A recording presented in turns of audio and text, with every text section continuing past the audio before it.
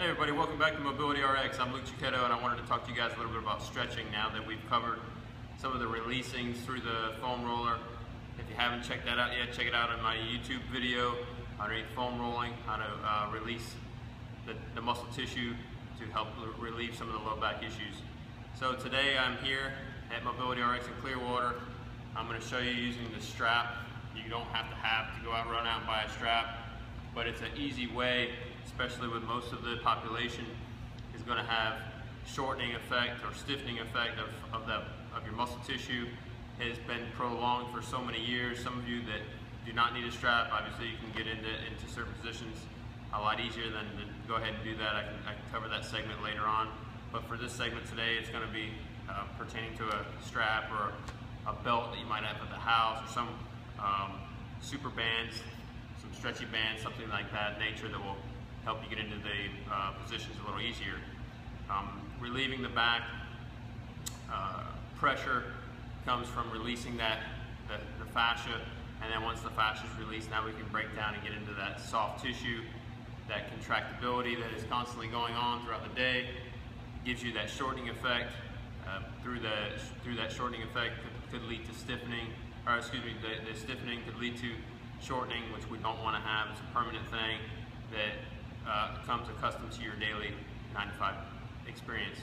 It's difficult to break up already from the stiffening standpoint rather than the shortening. The shortening effect is just when it starts to the sarcomere of the muscle tissue, the actin and myosin come together, and they just kind of stay in that position over a long period of time, and we have to rip the muscle tissue back down. You have to do that similar to when you do a static stretch, ballistic stretch. And to cover that being said, is that when we look at a ballistic stretch, it's a bounding stretch. Not a lot of people are using that nowadays. More so leading to either a PNF, contract release stretch, or a static stretch. And what I have found in the static stretches is going to be one of the most efficient ways to do that. PNF is something that you need a partner with, that you need to be a little bit more experienced with. I want you to consult with your physician prior to doing any of these stretches to make sure that you don't have any injuries prior, or that they might not be good for you, depending on what your conditions might be.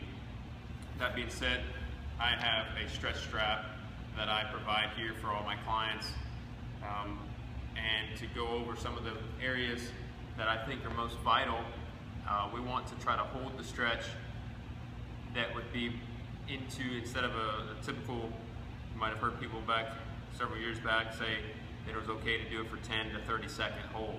Well, that's not enough. Every day you can do that to kind of just do it at the office or whatever, just to help maintain. But to see the real results, just like if you're working out, it's like, oh, I can do push-ups to maintain, or I can do squats to maintain, but in order to overload that tissue, or to overly stretch that tissue back into what we call an optimal range, you have to hold it longer than the 30-second hold. So I encourage you to start out just getting into something where you can hold it for 5 seconds, 10 seconds, and make your way up into it. And the studies have shown that we can hold a stretch into almost 20 minutes now, or if not longer, to really reap the benefits of seeing that tissue break down and actually tear the fibers back to its original spot, and then regather new cells, almost starting over. So an easy one to start out with will just be a hamstring stretch. We're going to start with that, and I'll make my way through.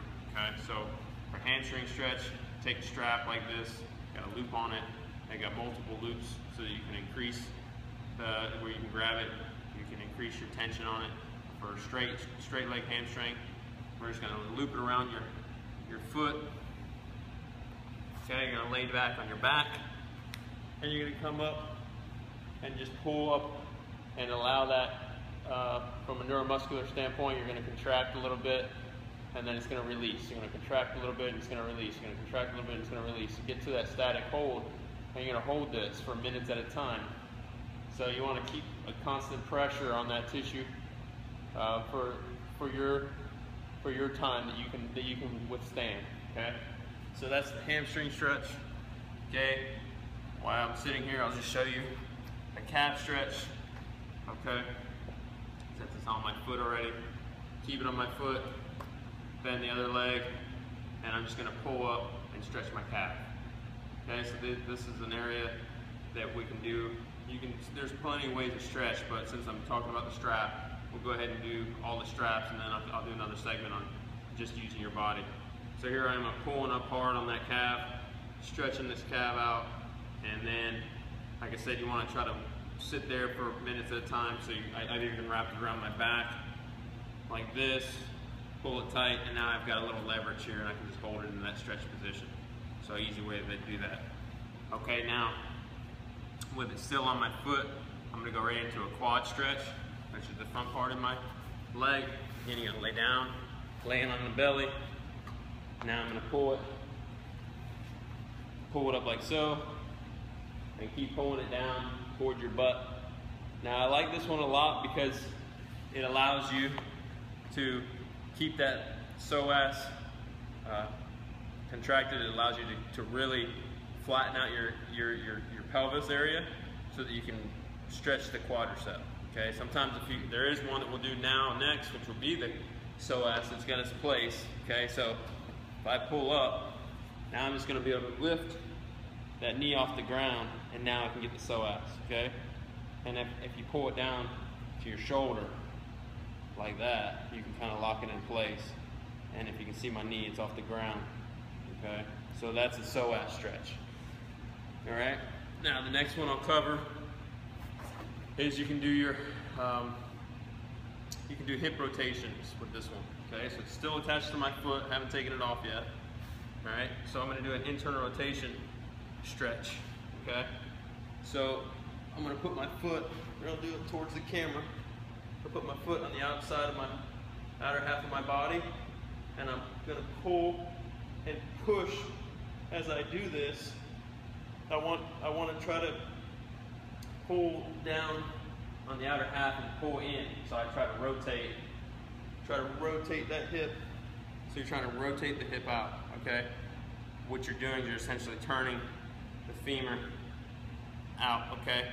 Like that, you're turning it in. So the internal rotation is like this, rotating it in, and then rotating it out, external rotate. All right, so now the other one, doing the rotation, if I'm doing the hip rotation now, I can actually pull it up into like a piriformis stretch hip rotation.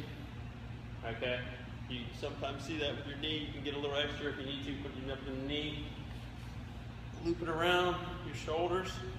I found that works too. You can get a little bit more leverage, and now I can push out. All right, like so. Okay. Foot still attached.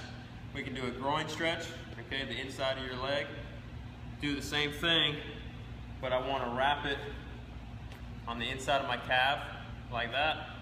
Okay, now I'm going to pull out so that you can get the outer half, or get into the groin area, get in all those adductors. All right, so I'm going to stretch that out. I'm going to pull out. Each little ways, you can inch your foot out, inch your heel out, and you can sit there. The longer, again, I can't reiterate that enough, the longer you can sit in a position, the longer the stretch is going to be, the most beneficial lengthening that you're going to get out of that tissue. Let's see, so we've got we covered hamstrings, did the quadriceps, we did the calves. We're going to do the glutes. Let's do the glutes, I don't want to forget about that. We just did the adductors. Okay, so now I take that off my foot, and I'm going to go here, and I'm going to work the glutes a little bit. So I'm going to pull back, right, okay, and I'm going to stretch that glute out. All right, and I'm going to pull up here. Now, you've seen a lot of people come up here and do it that way as well, but for the purpose of just pulling that strap up, it's a pretty good stretch. You can then go into low back and do both underneath the legs, and you pull up. All right, so you pull up, you get that low back, similar to just pulling here. The strap just provides a little bit more length, so that if you do have a real stiff muscle or a shortened muscle, it's going to allow you to get in that position which you wouldn't have been able to by just grabbing with your hands. So I recommend getting a strap or a belt or some type of like I said, a resistance band or something that will help you get into that. All right, so now one other one I will do is for the low back. It's kind of an older school way approach. You go around that quad again. We'll lay down, pull it across your body, and pull it up. and over. Okay, and this other hand's out. See if I can get a little bit better angle. Let's see what we talked about. So you just pull it up and across your body, and that gets that outer half, the outer hip. Okay, now I will have another segment without the straps, and the next segment will be covering the same thing: low back, upper back. This also could be used for upper back. I'll show you how to use those in the next segment. I hope this video was helpful on stretching. If you want, email me. Ask me any questions on specifics of a certain stretch. It's mobilityrx@gmail.com. It's mobilityrx@gmail.com. Give me any questions you have, and I'll see you next time.